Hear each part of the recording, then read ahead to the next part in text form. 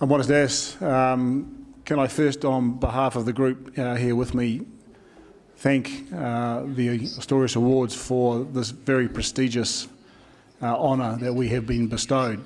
And the group that with me are here today, I think I might just introduce very briefly to you so you have a better feel for the representation we have from our team. As I hope you know, the current All Black team are playing Australia in Brisbane in Australia on Saturday. So other than a couple of the team who are unfortunately injured, they cannot be with us, but they would have been certainly here had they been able to. So immediately on my right, I have Grant Fox. Grant is currently a selector with the All Blacks, and he played in the first World Cup winning side in 1987, and for a very long time was the highest point scorer for the All Blacks. Beside Grant is a current member of the team, Israel Dagg. Israel is, I'm sure, honoured to be here, but would prefer to be in Brisbane where he could be playing, but unfortunately he is currently recovering from an injury. But he has been an All Black for 60-odd test matches and is one of the group that has overseen the most successful period of this team. On my immediate left is Kevin Mialamu. Kevin has played more games of rugby in our country at a first-class level than any other player ever in history. He's played over 120 tests for the All Blacks and won 2 Rugby World Cups and is genuinely a legend of our game. And at the other end of the spectrum, we have one of our newest players, Geordie Barrett, who was capped for the first time this year. He's also unfortunately injured and he's very nervous because he is a young fella. And so please ask him many difficult questions. And yes, good point, Grant. Geordie comes from a family who currently provide 3 brothers for the All Blacks, which of course is of significant interest to us in terms of the breeding of that family. We're very happy to answer any questions, but I would just like once again to acknowledge what a great honour it is, not just for the current All Black team or the teams before it, but also for New Zealand Rugby and for our country, New Zealand, to be granted such a prestigious award here in Spain. And we are incredibly honoured and very much looking forward to receiving the award in clearly esteemed company on Saturday night. So without any further ado, we're happy, of course, to answer any questions you may have. De acuerdo, abrimos entonces el turno de preguntas.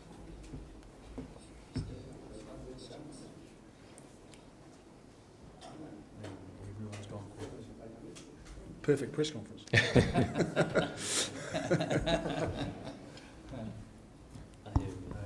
Hola, Nacho Azparren para la Nueva España. En primer lugar, enhorabuena.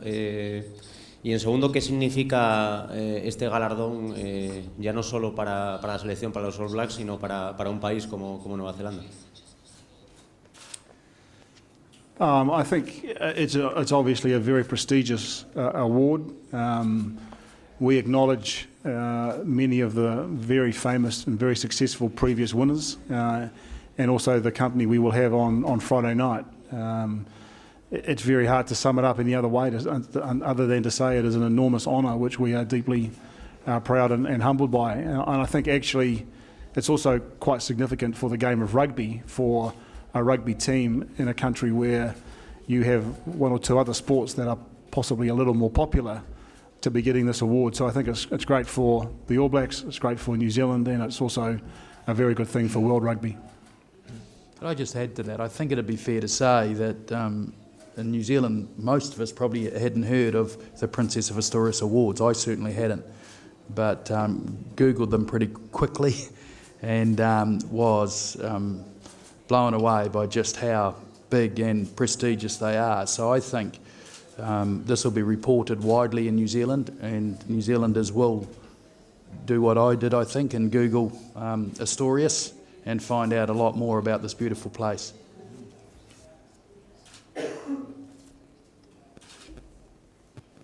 Siguiente pregunta, por favor.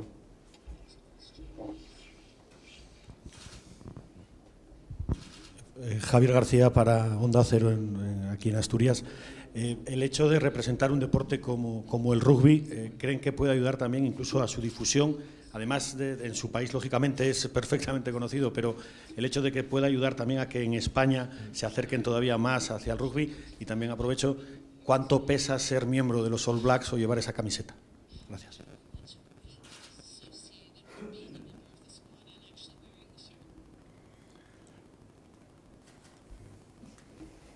The man who's worn it more often than most. Buenos dias, everyone. Great to see you, Javier. Just want to say thank you for the warm welcome that we've had here as well. It's always important for us to be able to share with the world and keep expanding the sport that we love and has been a big part of our communities back in New Zealand. When you're talking about what sort of weight does it bear on our shoulders wearing the silver fern and the black jersey, it's something that every child and every young man or young woman now want to be able to achieve as a young New Zealander. And so to be able to wear the silver fern or the black jersey, it carries a strong legacy.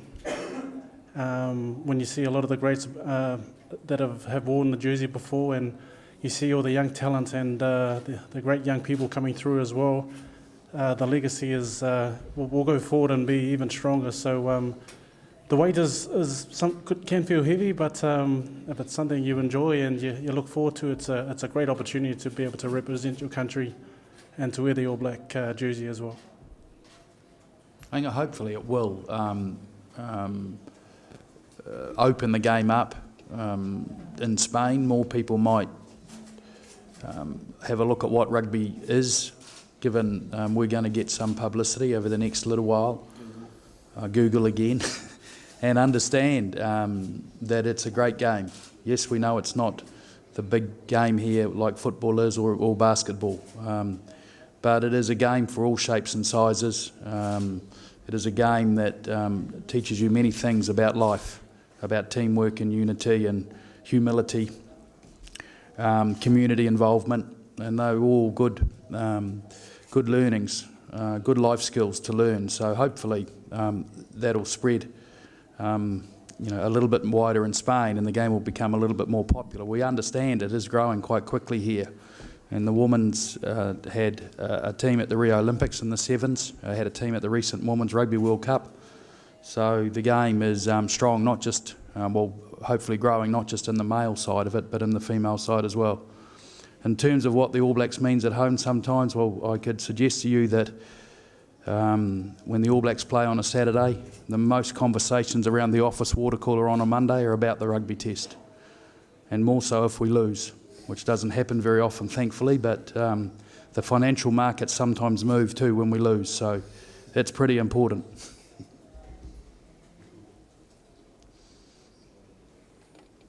Siguiente pregunta.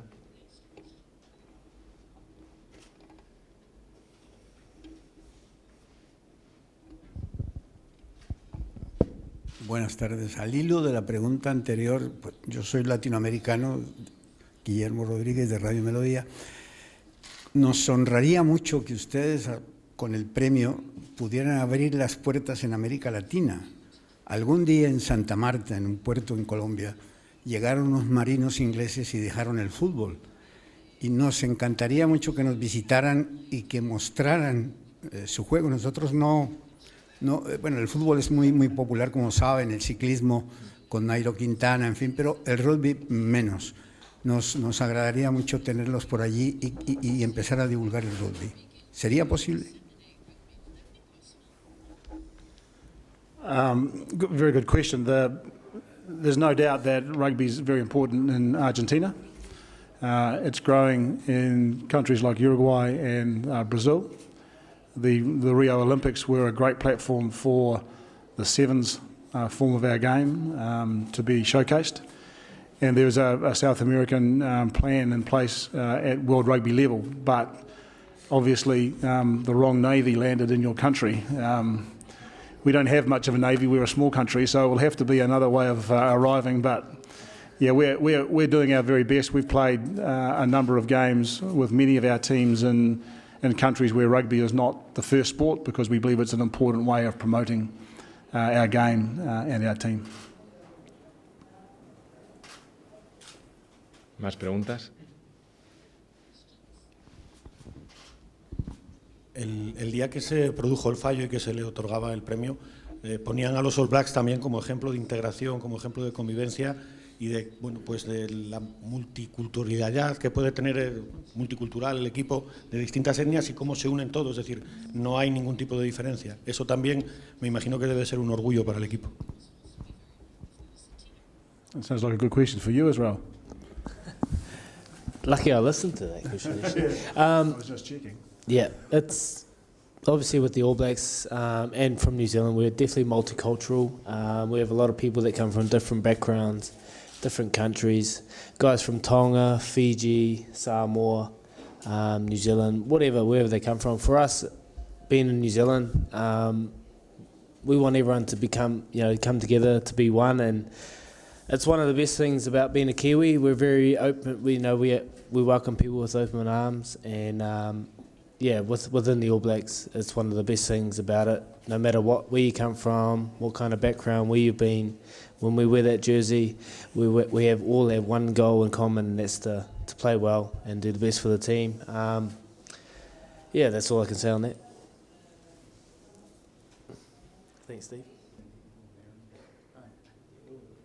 Actually, we're all different up here. Israel's got of Maori descent. I'm a European. Steve's European. Kevy's of Pacific Island descent. Geordie's a Taranaki boy. They're a race all their own. But Well, the whole family's almost a team.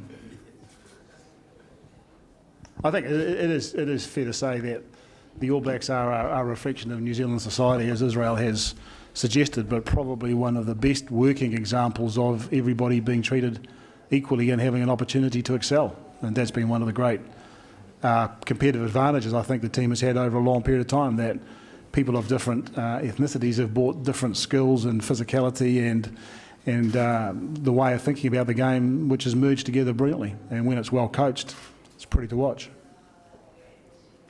We can probably put socially in there as well. You know, we often just look at the cultural side, but you see a man that comes from a farming background. I'm pretty much a city slicker. Izzy as well is from a smaller town in New Zealand, so when we're talking, it doesn't just go that way, it's up and down as well, which is really nice. You get to mix with a lot of different backgrounds, and what makes it really special is just everyone working towards that one goal. So we've got something special within our team and where we come from as well.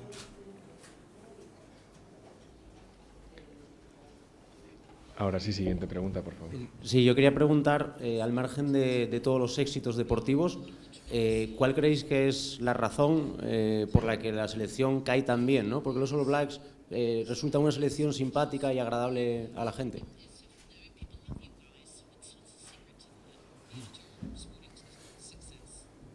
Come on, Geordie.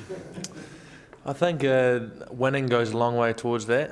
The team's been pretty successful for a long time now, so everyone loves to follow a winning team, and the team's been performing really well of late, and it's just the team at the moment trying to add to a legacy that has been awesome before them. A lot of good players, good results, and teams at the moment, all the players feel the pressure that they need to perform as well. So there's obviously good foundations within the All Black jerseys, so everyone wants to perform, play well and win, and I think that's why everyone likes the All Blacks. I think the All Blacks reflect the sort of the cultural nature of New Zealand. I mean, we come from a small nation, we're a long way away. We're a pretty humble country. We punch above our weight in sport.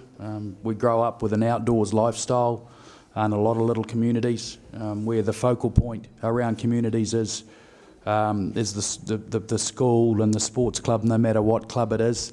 You work hard, mum and dad work hard Monday to Friday. On Saturday they're involved in the children's sport, taking them to sport.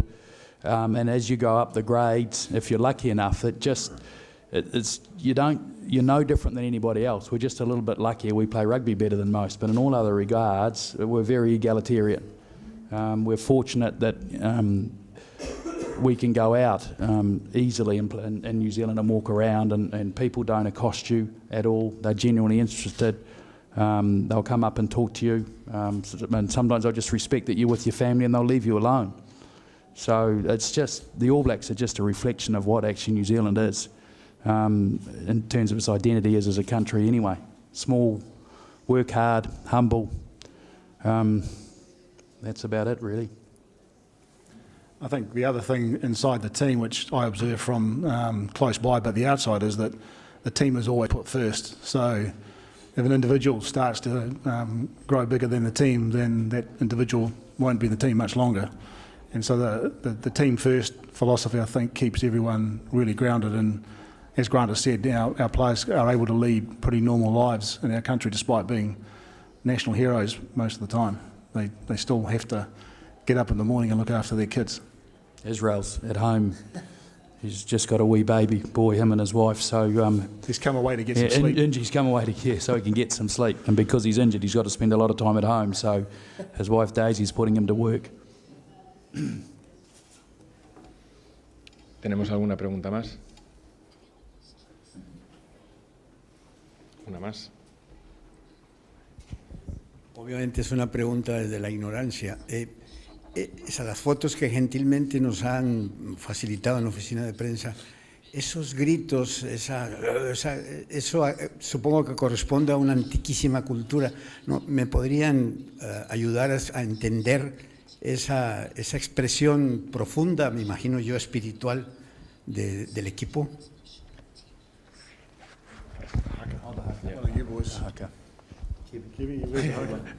Kevin has had the extreme privilege of being the leader of the haka on many occasions, so I think he's best to answer this question.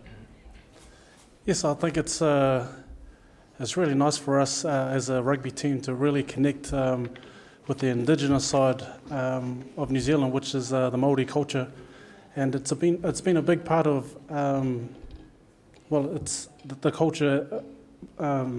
Has been a big part in New Zealand. It's been there right from the beginning.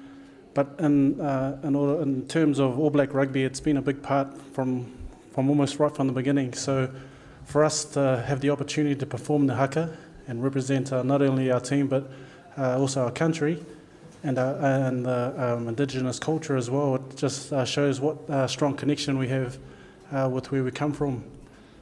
And it's something that I had the privilege of watching when I was a young man, or young boy watching rugby and getting a chance to lead it as well. So it's a huge privilege and honour for us to be able to go out and share with the world our haka and also get a chance to do something we've been watching since we were little kids as well.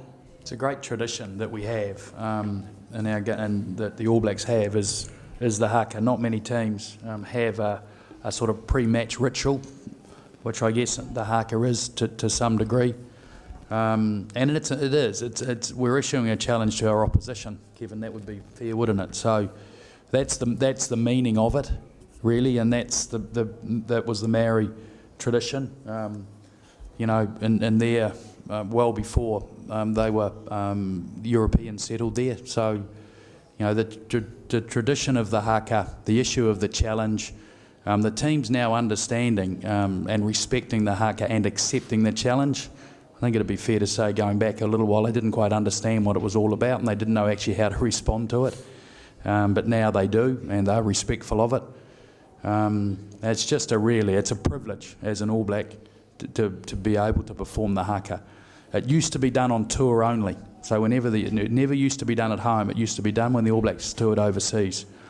We first started doing it at home, to the best of my recollection, in the 1987 Rugby World Cup. It's the first time we did it in New Zealand. And now we do it before every match, whether we're at home or abroad. And we actually have two versions of the haka now. So one called Kamati, which is the more traditional one, and a newer one that was written in, Steve, what year? 2005. 2005, very specially. Before that, but yeah. Performed in 2005 for the first time. So it was a haka that was especially written for the All Blacks, which actually infused the Polynesian influence in our game as well, and that's called kapaua pango. So we change which ones we do from time to time.